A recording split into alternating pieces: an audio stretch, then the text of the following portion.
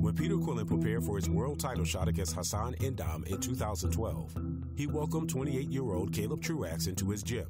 The two sparred for a week. By the end, Truax told Quillin he'd see him again one day when it mattered most. 7 years later, that day will come on April 13th. I think we sparred 3 times. I think it was like 4 or 5 rounds each time. And it was when you was get ready to fight Hassan Endam, and that's when you won your first world title. And after sparring, I felt confident, and here we are 7 years later, and it's time to get to business on April 13th. Now, it's one thing I gotta ask you though. When you say you feel confident, what you feel confident about?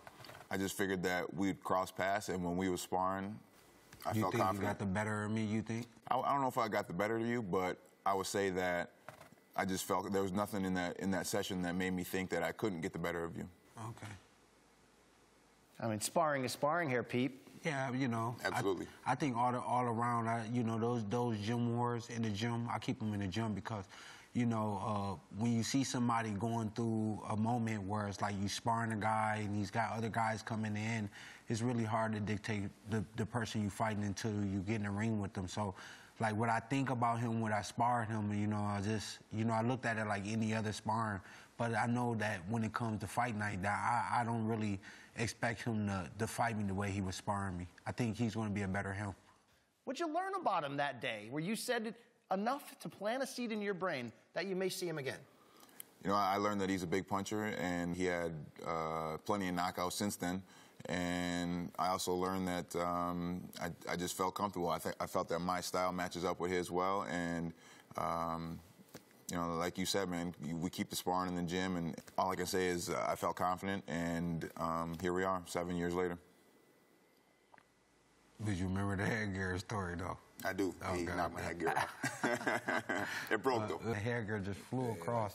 It flew across. I remember everybody doing this, like, looking at the headgear. But that's one of those stories that, you know, it don't take away what the sparring was. It was just like just a freak thing. He hit me in the bar of my thing, and it just popped up off my head, and I had to order one next day air to get back to sparring the next day. So, but you know, like I said, that don't take away from who you are as a person and what we did. We got the experience. So, you know, it was crazy because I was asking myself why you think what you seen in me, what you think you probably can exploit, or what you seen a weakness in me that maybe you thought you can exploit. But I was like, you know, maybe he's just a guy that just want to make a good fight, and that's why I think if I'm mistakenly, maybe you could just tell me you looking to make a good fight, period. I'm always looking to make a good fight, man. That's what it's about, and my fans in Minneapolis are going to be behind me. Your fans will be behind you, and that's what I'm always about, man.